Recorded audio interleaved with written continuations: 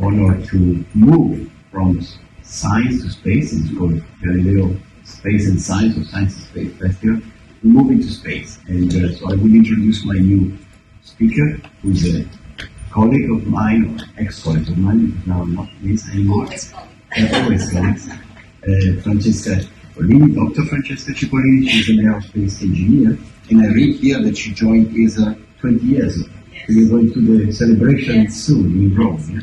And she is an aerospace engineer graduating in Rome. She worked in many directorates and in many places, so she's a true European. It's not like me, who have spent all my life here in Germany. She moved from the technical directorate in ESTEC in Holland, moved then to the launches. We were in the headquarters. So launches directorate is these things here. That's where we were together. But she was also concentrating on also for the launches on the ground segment, which is something which is very close to our heart here in ESA.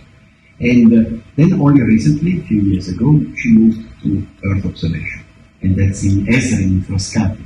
So I think what is left, only a couple of establishments, then you've done the most. Yes, but you're always welcome here. And I have to read your title. She's head of the ESA Ground Segment and Data Management Division in the Earth Observation Directorate. So I welcome Francesca. Thank you for joining us. And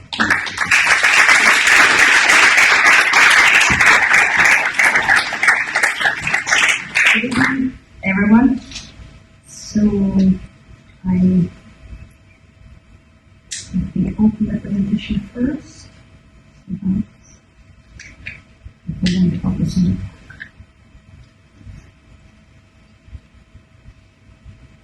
Okay, Paolo, thanks a lot for the very nice words. Thanks a lot for the invitation. It's an honor to be here for me, and it's an honor to speak after such an inspirational talk. Let me tell you that during my high school, my dream would have been to become a physicist, but then I went for engineering. It's not like physics, okay? Sufficiently close, I hope. But again, thank you so much. It was very, very, very inspiring. So tonight, it is really my pleasure to provide you with an overview of ESA programs and activities in Earth observation. It will be, I would say, a rapid journey on what we are doing. We were speaking about leadership in technology. Well, ESA is a world leader in Earth observation. We have both scientific programs, but also operational activities that put us in a position which is really, really important. But as the professor was mentioning before, having a leadership position means that then you have to keep it. And so you have to invest and evolve, in particular with the younger generation of engineers, scientists, to keep this position. But let me provide you, first of all, what is ESA? A very small introduction. I know that there are many possibly colleagues here, so this is not entirely new, but just to set a little bit the scene. The European Space Agency is the Europe's gateway to space. It's an intergovernmental organization which promotes cooperation among European states in space research, in technology and application, and all this for exclusively peaceful purposes. We have different sites where the different activities are deployed. A significant, of course. These slides provide you some facts and figures just as an overview. Most important, 22 member states. So the member states are those who are supporting the activities and play, of course, a key role in the decision-making process. Here also we're speaking about money beforehand. This was the 2022 budget of ESA, 7.2 billion. Roughly 12 euros per European. And what is important to highlight is that 85% of this budget is actually used in industrial contracts, which are then going for the benefits of our member states. An important element in ESA is that ESA is active across almost every area of the space sector. We were listening before from the introduction that ESA is a center of excellence for operations, but also for space safety, which is a very important aspect. But at ESA we have space science, we have human space flight, exploration, space transportation, Earth observation, telecommunication, navigation, basic technology. A wide variety of activities in which we are very much involved. And we are leading in science technology, space science and technology. We have been developing, testing and operating since 1975. This is the year in which ESA was formally established. Over 80 satellites, and there were more than 220 launches performed from the Europe spaceport in Kourou. I will spend a couple of words on this later on.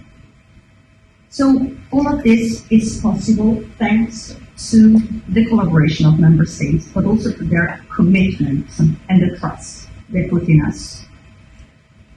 ESA has a number of different establishments. I don't want to be too long on this, but I think it's important. We were speaking about diversity, about size, about international cooperation. This is part of the very nature of ESA, the ability to deploy different activities in different places. Our headquarters are located in Paris. And Paris is, of course, where our Director General is, and it's home to the main program directorates, where, let's say, the high-level policy decisions are made. We have then ESRIN, which is the ESA Center for Earth Observation Activities near Rome, in Tuscany, Italy, where I'm currently based.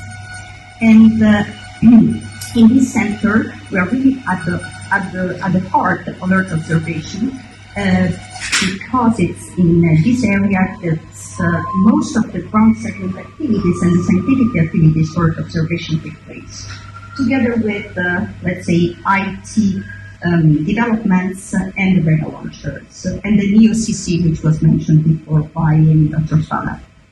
There are other important sites, of course, such as the European Space Research and Technology Center in the Netherlands, in Norway, which is the technical part of ESA, where we have also our largest site and largest test facilities, ESA, which is where we are today. Still in Germany, the European Astronaut Center in Cologne, where astronauts are trained for missions to the International Space Station. The European Space Astronomy Center near Madrid in Spain, where we have the Science Operations Centers for ESA Astronomy and Planetary Mission, plus a number of other centers, such as the Harwell Center in UK, which is particularly active in applications, in commercialization, and again, I think there was a question beforehand on the topic, and I will get back to that, and partnerships with the private sector in space activities. RELU, which is the European Space Security and Education Center in Belgium, and last but not least, the Guyana Space Center. This is the Europe Spaceport, so this is located in South America, in French Guyana, and it's really the place from which our satellite can be put to orbit with launchers. This is a European launcher, and this is the possibility of having a Europe spaceport means that Europe has an autonomous access to space, so the ability to put satellites and payloads autonomously. Now, why are we doing this? Who benefits from ESA's activities? Everyone. So all citizens benefit from space activities. Maybe it's something that we do not recognize, that we do not see every day. But nowadays, our telecommunications, the way in which weather forecasts are built, the way in which broadcasts are performed, this depends on space activities. Our economy. I was mentioning before that 85% of the ESA budget is awarded in industrial contract. This means jobs, this means services, and even more with the strong push for commercialization, it means that there will be the possibility to further develop commercial services and generates a further economy in support to our daily lives. Our planet. I think that most of the talk will be about Earth observation activity and how we are supporting our planet. So we'll not dwell right now on this. And finally, our future. I think that Professor Donnelly spent excellent words on the importance of involving young generation of scientists and of engineers, I would add, to the benefit of these activities. I have had personally the chance and the opportunity in my career to meet great professors and to be trained also at ESA by great professionals. And I think that this is our duty to make sure that younger generation are more and more involved and can actively contribute with enthusiasm and passion to this.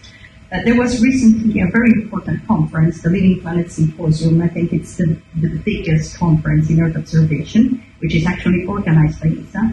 And it was organized in Bonn. It was 3 weeks ago.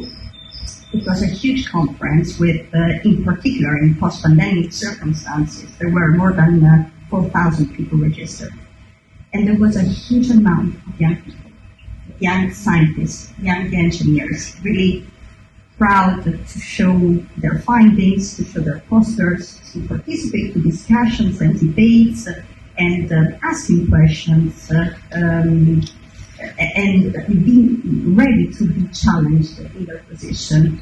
And I was really happy to see this. I don't know if there is probably also a great effect in all this. We were speaking, of course, about climate, about activities for climate protection, but even so, I think it's really our duty to protect this willingness and to push forward.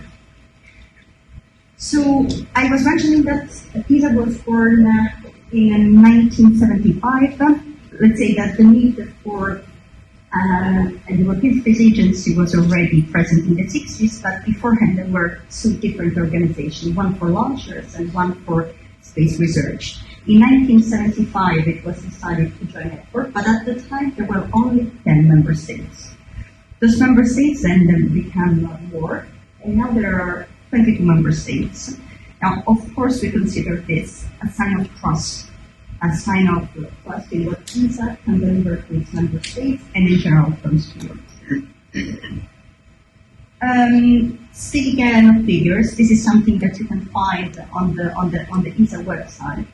So just to tell you that Earth observation activities are a key activity for ESA, where approximately 22.5% of the budget is spent. Just to provide some hints on the mechanism by which programs and activities are decided at ESA, there are 2 types of programs. The mandatory programs and the optional programs.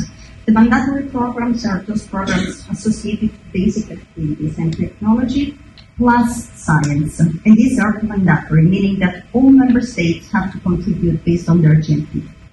Instead, all the rest is optional program. So it's up to the member state to decide based on its scientific community, its industrial community, its willingness to perform activities, whether to subscribe to a program or not.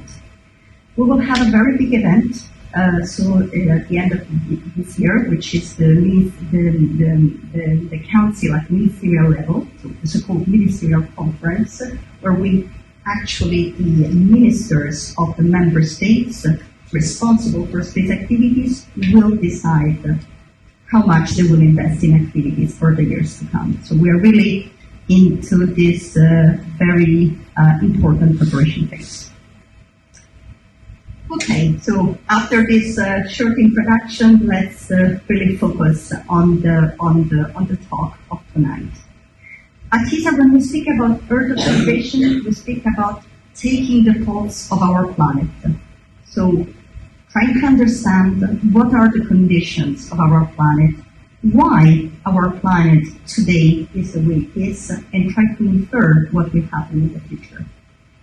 Probably you have already seen these color floats. There are sometimes present also in in the press or in the videos available, it has a lot also of quite a strong, I would say, social network activity. But let me just flag that this is a kind of snapshot of what are some meaningful parameters to understand the pulse of our planet. Our planet is a very complex system of geophysical parameters, which are closely interrelated. Now, the problem here is to try to capture them. Most of the times it's not something that we can really see. So we need to capture them, to measure them, and to provide the evidence of their impact on this whole ecosystem. Let's take, for example, I think it's the third globe, first line, third globe on the right. This is a globe indicating the sea level trends. Okay, the regional, what we call the regional sea level trends. I'm sure that you have read in the press that the sea level increased since the 90s. It's more or less 9 centimeters, and since 2008, it has been demonstrated that approximately 4.1 millimeter increase every year was observed. Okay. Of course, this is a global value, and the global value means that, of course, the fluctuations we were discussing beforehand. But clearly, for someone who's living on a coastal area, the global value is not really of great interest, because it's much more interested in local values, which are, on the contrary, impacted by a number of local phenomena: winds, temperature of the water, ice melting, in the case there is ice, density effects, and so on. So basically, we will need to be in a position in which we can collect global phenomena, local phenomena. We can do this in a consistent way, in a repetitive way, in a way in which we can isolate effects that we really want to look at, and all this for a very long time. This is how data are collected. Well, I believe that it has become clear where I want to go. This is only possible using satellites. Satellites satellites offer us the opportunity to observe our planet Earth from above, to capture the local and the global value, and to do this repeatedly. Those globes I was presenting are more, let's say, an indication of the variable that we consider in the scientific activities. But EO data is not only science. It's also science, it's important science, but not only that. For example, EO data are key in supporting the climate action and the European Green Deal. You know that the European Green Deal foresees that by 2050, Europe is carbon neutral, so zero net emission. And of course, all the measures that are going to be implemented will need to be measured. Sorry for the double word, but will need to be measured in order to observe how well we are progressing towards this direction. EO data are key for weather forecasting, for agriculture, fisheries, resource management, to monitor air pollution. We'll provide you some examples in the course of the talk. But also for security applications, security in terms, of course, of what we can observe from space, and for alpine and maritime application.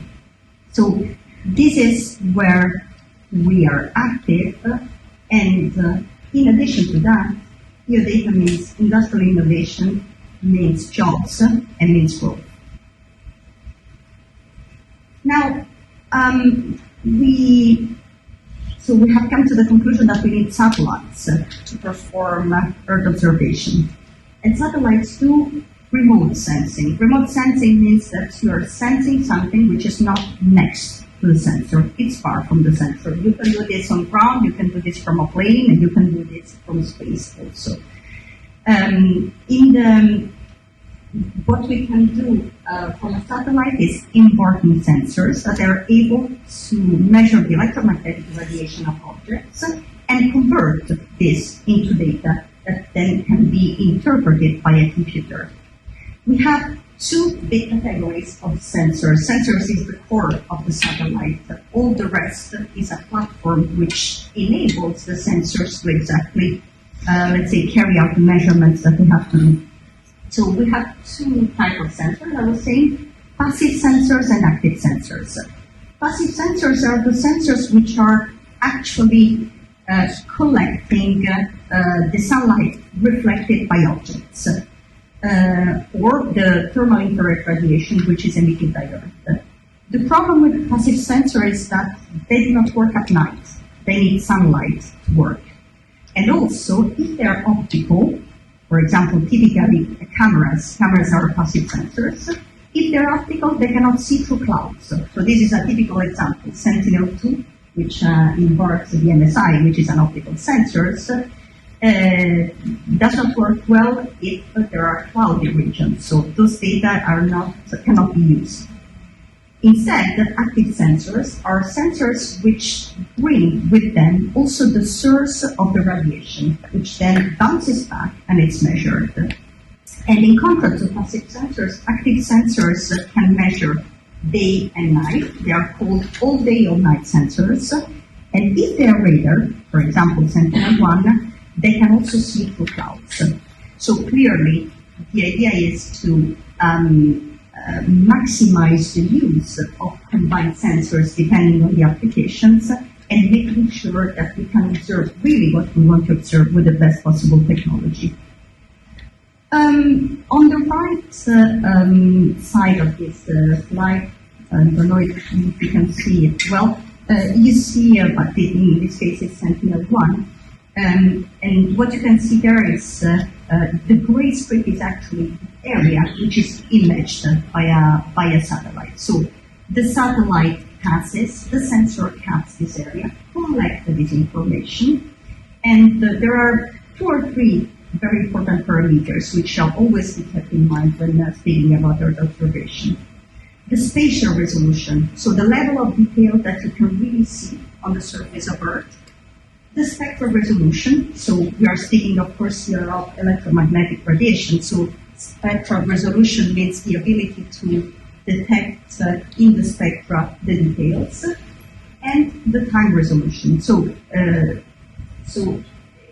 it's not really the time resolution, but it's the time in which we can pass more and more on a certain area of the planet Earth. This is a small animation showing the Sentinel One Constellation, so the Sentinel One couple of satellites which are actually flying right now. As you can see, in 6 days of time, all the globe is actually spanned. So this means that in 6 days, we can see completely the globe. So we have a revisit period of 6 days.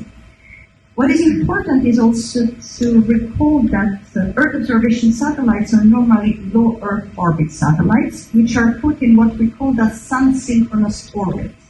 A sun-synchronous orbit is a maybe a complicated word, but just to say that the satellite gives the possibility to the sensor to look at the same point, always in the same illumination condition. This means that then you can, let's say, get rid of all spurious effect when you analyze your data. And so you're sure that you can really focus on the phenomena and don't worry about the different illumination conditions. ESA is involved in a lot of missions together with its partners. I think that that was mentioned already in the introductory speech. Of course, together the Commission and that are big partners in these challenges. We can divide our missions in 3 big categories. Science, Copernicus. Copernicus is an operational program funded together with the European Commission, which is also called the Europe's Eye on Earth, and the meteorology mission in close cooperation with ELSA. So our whole adventure started with the ERS satellite in many years ago. We have now a total number of 90 satellites which have been which we developed, operated, and in some cases still developing and preparing. When you see the term heritage satellite, we have 12 heritage satellites, means that these are satellites which actually flew, which are not operational anymore, but whose data are still preserved. So they are still extremely important in order to build time series and to support the observation and current observation performed by other satellites in order to provide us a view on what happened in the past. We saw from the previous presentation how it's important to go back in time in order to understand what happens now. It's, I would say, more or less the same in Earth observation. What is important is to understand how phenomena evolve in order to be in a position to better predict and control and possibly steer what will happen in the future. So the science missions are missions focusing on new sensors technology, on phenomena on Earth which are not very well understood or explained, are always one of a kind, very, very risky missions in which you develop something, you develop a sensor, you think that you have understood a certain phenomenon, or at least how the sensor can perform, then you fly the satellite, and you understand that maybe it was a little bit more complicated, and you then intervene with your ground segment equipment to correct, thanks to the improvement of algorithms to reveal your product, the results that you obtain. This is, for example, what happens when we are performing the so-called reprocessing campaigns. You observe with your sensors and your satellite a phenomenon. Then you process your data, you look at your data, and you don't get exactly what you expect you would have received during the development phase. And then, with the community of the scientists, you decide that maybe the algorithm to reveal that type of information can be improved. You come up with a successful result and you reprocess again all this data. And this is something that we do regularly, also with satellites that are not flying anymore. All this to say that also in this sector, science is difficult, science is risky. It's maybe not always successful at the first shot, but it's indispensable, extremely necessary to prepare the other steps, in particular to prepare the operational satellites. Operational satellites which are in the, let's say, blue area, so what we call the Copernicus satellites. I think that this was probably the biggest European success in Earth observation. The first Copernicus satellite was launched in 2014, Sentinel One, and I would say that since then it was a huge success in terms of quality of the data, in terms of data distribution, in terms of operational use from public institutions, decision makers, but also commercial operators. Concerning meteorology, I know that you will have a dedicated presentation on this, so I will not dwell on this aspect. Does ESA builds missions on its own, let's say, without, in isolation? No. We have a very well-established mechanisms together with our member states, but also with our partners. We are the European Commission, with EUMETSAT, with industry, in order to define the missions. The objective is always to take the maximum advantage from the data that we can collect. This data has to be reliable and useful for the scientific and the operational community. So we put around the table all the necessary, let's say, minds and all the necessary effort to try to make missions successful. Just a quick overview of the Earth Explorers. So we are here in the science missions. On the right side of this, let's say, sphere, you have the missions, apart from Gauche, who retired in 2013. We have the SPOS, Cryosat, Swarm, and ELOS missions, which are currently operational. And fun fact from this is that these missions, apart from ELOS, they were all intended for a shorter duration. Science missions do not are not meant to last forever. They are meant to last for a specific amount of time in which scientists can focus on that specific phenomenon and then maybe use non-operational data afterwards. But they were so successful that it was decided already at different occasions to extend them in duration. So I will provide you with some example, with some applications of these missions in the course of the presentation.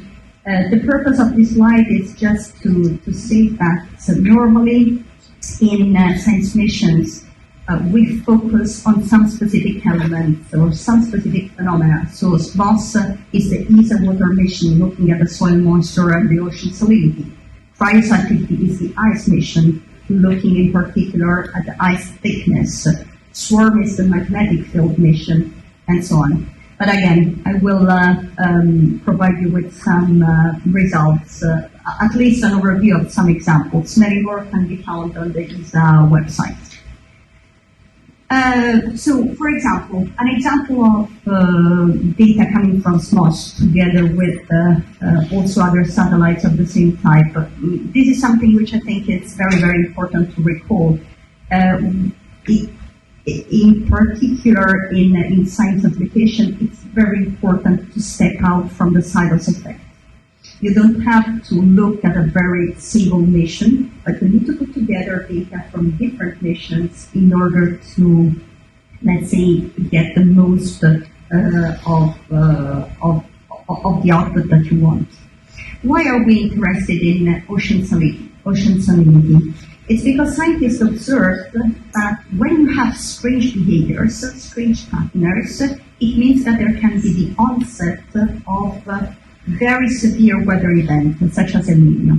Okay, so we know that ocean salinity depends on the addition of fresh water from rivers, from rain, from glaciers, from ice sheets, but also it depends on the removal of water by evaporation. It is anyhow related to the water cycle, but also to the exchanges between the ocean surfaces and the ocean layer just below the surface. It's a complex physics, and it's very, very important to be able to monitor the evolution. Here, it's a period of time of 5 years. And of course, what scientists look is the onset of unexpected behaviors. Going from the oceans to ice shelves, it's a completely different context, and here we're speaking of data from the cryosat, so from the ESA ice mission. Let's have a look at the ice shelves. So ice shelves are those parts of glaciers which are somehow the border between the water and the ice as such, and are considered the buffers of the glaciers because they are key for the stability of the ice sheet. Of course, stability of the ice sheet means stability of our water reserve. 99% of the water reserve on our planet is stocked in glaciers at the poles. So it is very important to control what happens actually at these glaciers in order to have the pulse of the situation. Well, in this ENDEL study, which is mentioned at the end of the slide, it was clearly demonstrated that this 5th Ron ice shelf in Antarctica advanced by more than 800 square kilometers per year. Eventually, this part can collapse, can be broken, and we would lose an important part of the ice shelf. This animation, I think, is even more, let's say, self-explanatory to show you how we can monitor the evolution of the ice sheet thickness. Of course, you see the red areas here are areas in which the level is lowering. And you see how it increases in times. The red is becoming more and more present. And in particular, what we observed is that this has a direct impact in the sea level trends. Of course, ice melting, the sea level increases. Actually, it's not the only element contributing, let's say, not only the macro elements contributing to the sea level increase. The fact that temperatures are getting higher and higher means also that there is a thermal expansion at the level of water, and this also contributes to the sea level rise. Let's now look at something a little bit different. So SWARM is a mission currently in operation, which actually looks at the magnetic field, so really the inner composition of our planet Earth. And I have a short video for you.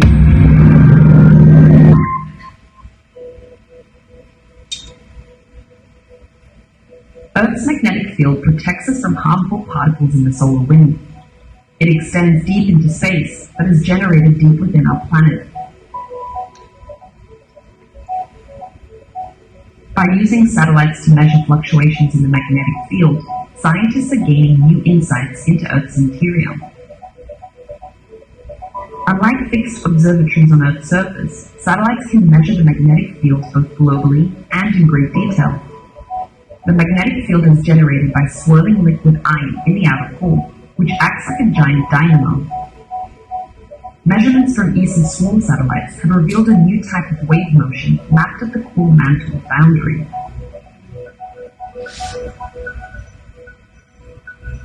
The wave oscillates around every 7 years, propagating westward at 1,500 kilometers a year.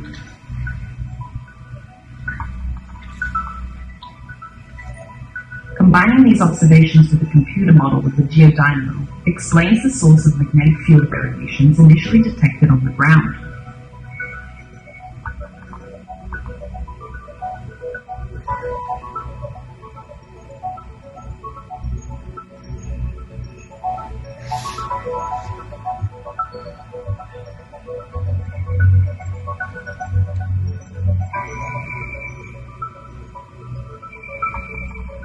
Future measurements from space could help us understand more about the electrical properties of the lower mantle and about the magnetic field from deep in the polar core.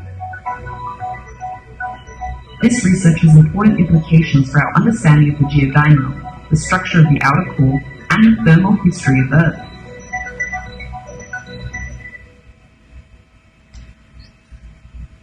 Okay.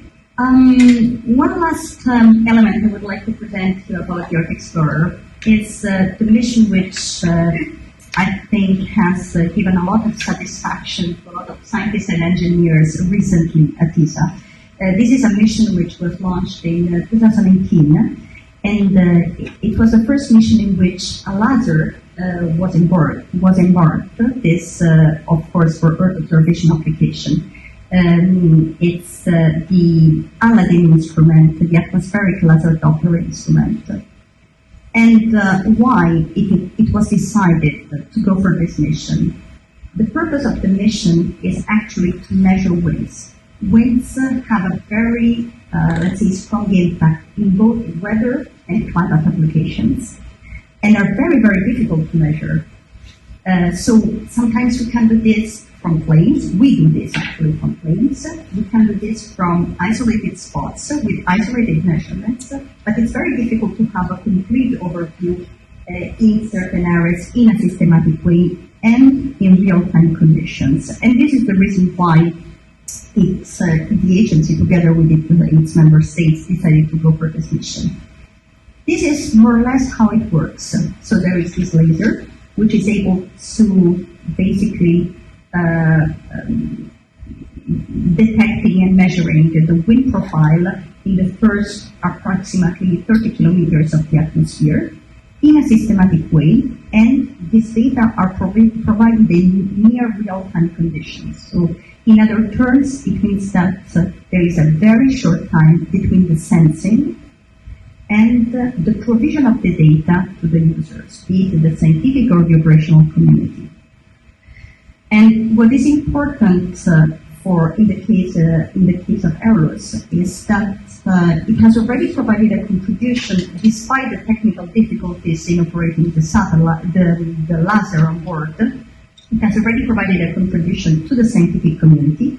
For example, It helps understanding the mechanisms which are associated to the polar vortex. The polar vortex is basically a kind of mass of frigid air high above the North Pole, which is surrounded by a strong jet of air swirling.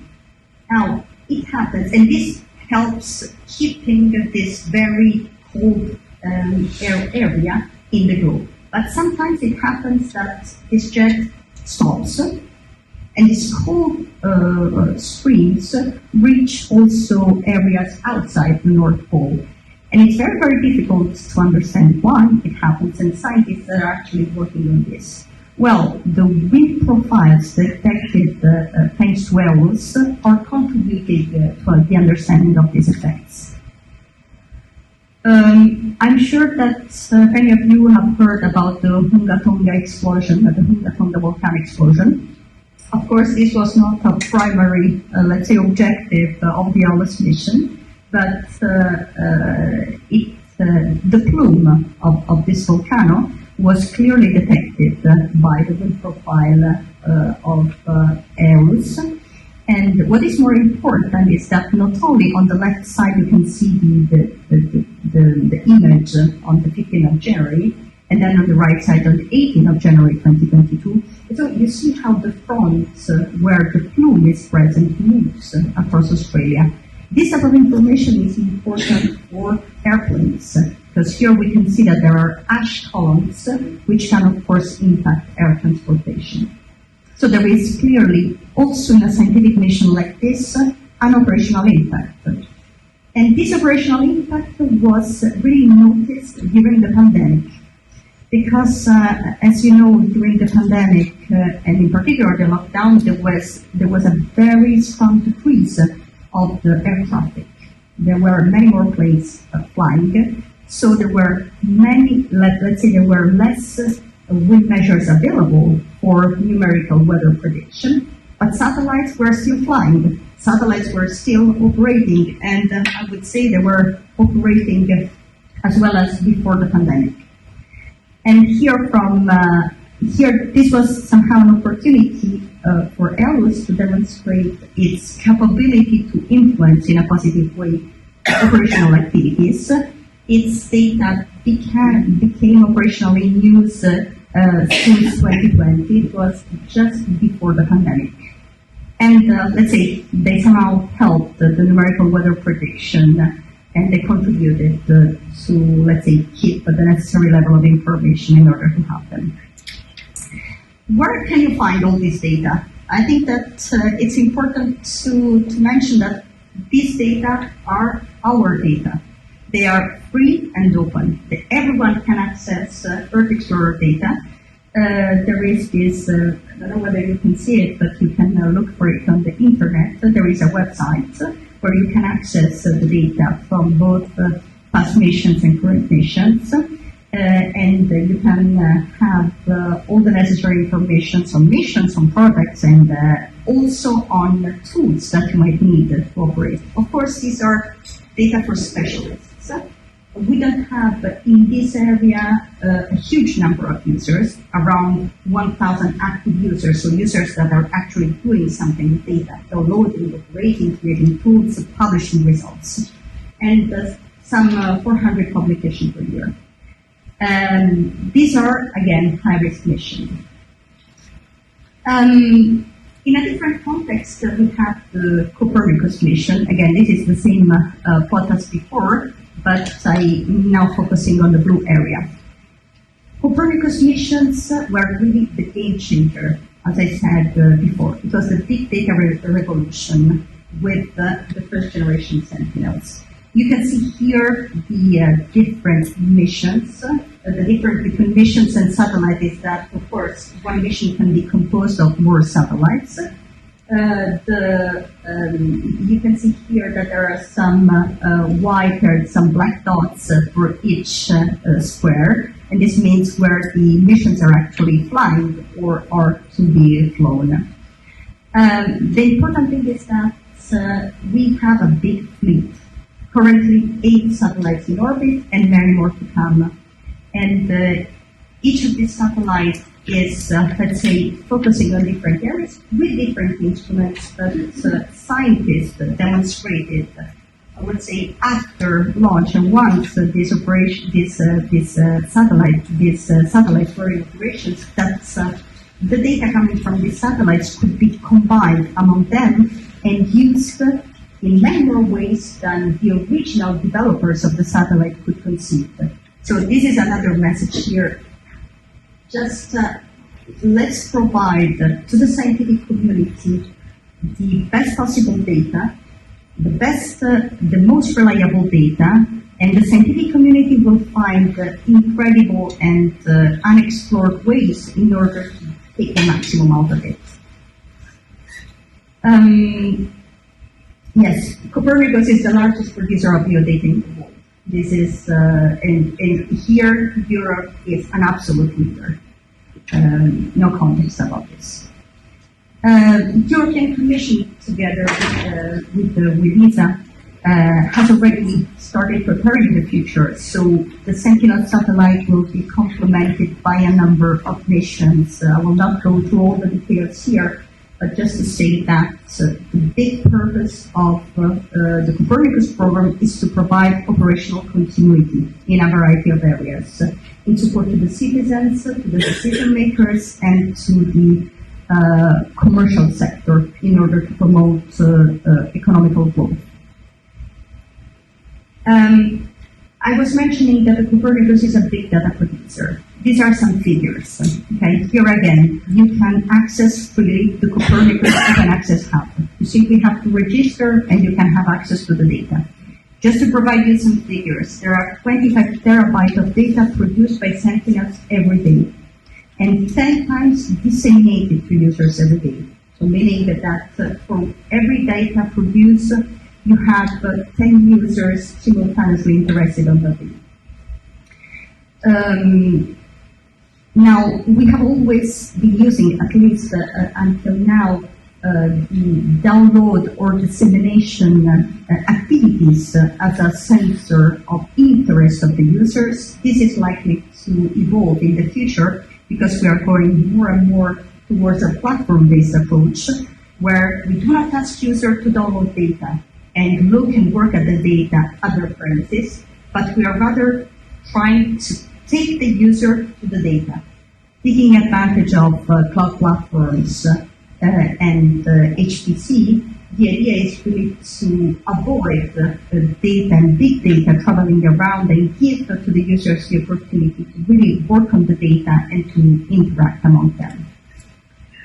Now, just a few examples of what you can observe from Sentinel satellites. You might remember that we were looking at ice glaciers before with the cryosat data. This is a motion coming from Sentinel One. So as you can see, in a time span of between February and August, there was a possibility to monitor what happened from a fracture in the Antarctic sponge shelf. You can see that line next to the A674 on the left picture, and what actually happened. Of course, here again, whenever we lose a part of a glacier, it means that we're losing some part of our freshwater reserve. Probably you have already seen this picture in the press.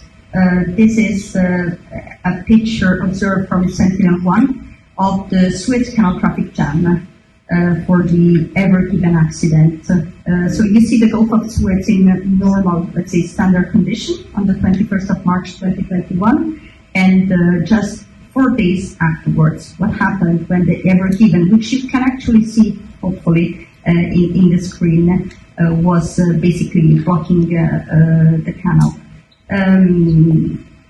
Here, of course, this was not considering Sentinel-1 is a radar satellite, so it is especially conceived to,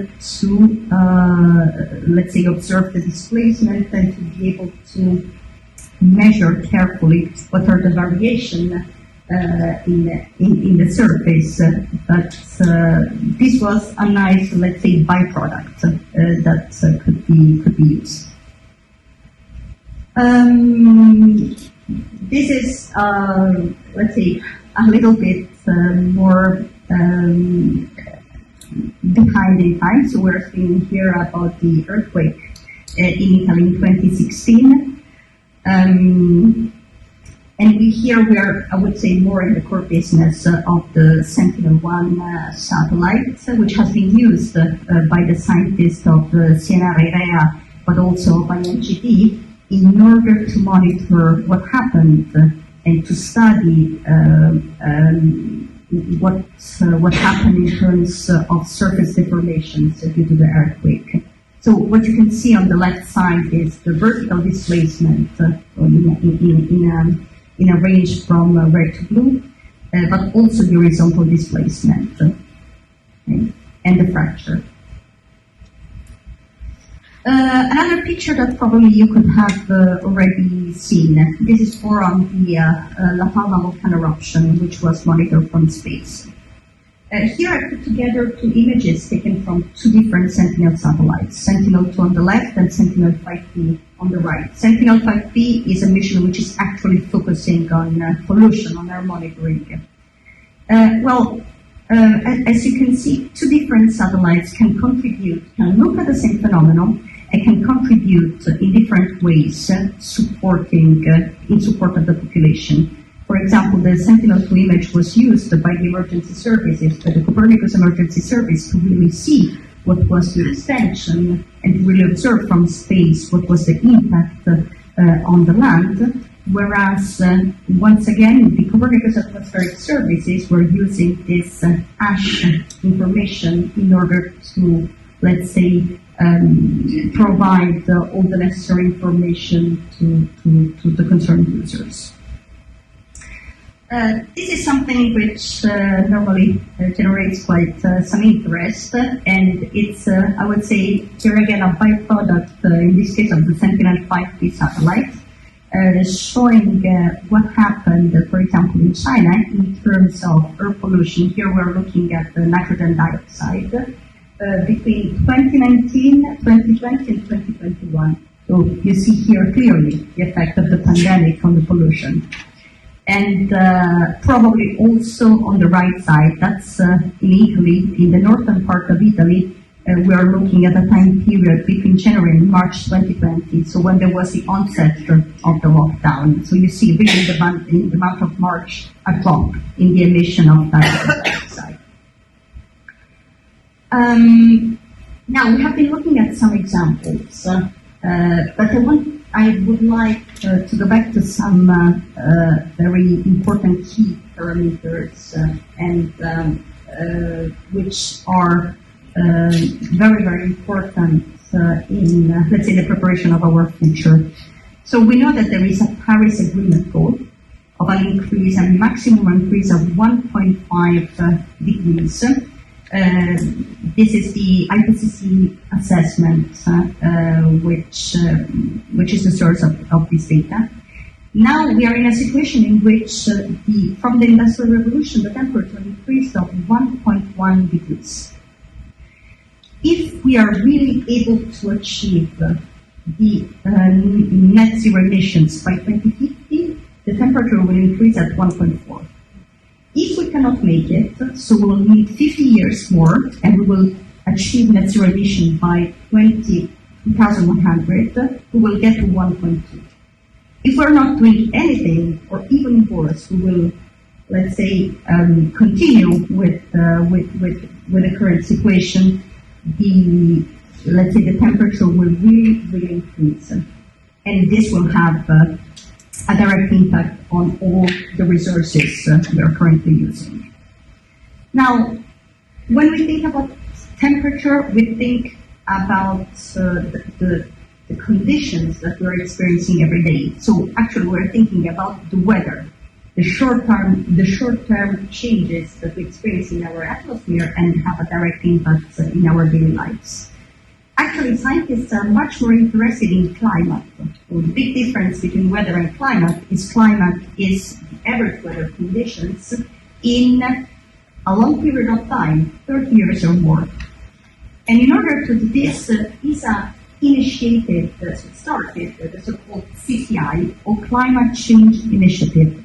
So it's really a big R&D initiative to merge data from multiple satellites, so basically all the data that's, and many more, I would say, the data that I've just shown, trying to build the time series, trying to correlate the parameters that I was introducing at the beginning of my speech to serve the climate researchers and the climate services, and to inform the policymakers. Once again, I think that's our big beauty, and in particular, I think for myself as an engineer, is to try to, let's say, to deliver the best possible data and to give to the scientific community the opportunity to work on them. As I was saying, ESA is not only, and Earth observation at ESA is not only science or operation, it's also a big kick to the commercialization activities. We have a dedicated entity which is called the EOP Lab, focusing on, let's say, discovering new ideas, transformative ideas, trying to nurture them, applying new space methodologies, so meaning that decrease the test time, higher acceptance of the risk, and really quick development times to mature the solution and to give to these companies the possibility to enter the market and really receive immediate support, in particular in terms of technical competencies in order to develop a business and their successful companies. I was anticipating a little bit beforehand what are the trends that we're looking at. Certainly, we have demonstrated that we are able to develop sensors, develop satellites, put together data, analyze data, so we are able to analyze. Now, the very big jump is to go from the analysis to the actionable information. So what can we do with all this? How can we influence the future? And what is a big challenge that ESA, together with the ECMWF and ERMITSAT, is entering is the development of Destination Earth, which is basically the development of a digital twin of our planet Earth, where we can actually simulate with the support of all the data that we collected, as well as new technology, in particular AI, in order to be able to predict from the past what will happen in the future and influence. For example, what happens if we go to an increase of really decrease in terms of temperature? What if there will be a certain sea level increase? And this means being in control of our future. So I believe this is the last slide. Thank you very much for your attention.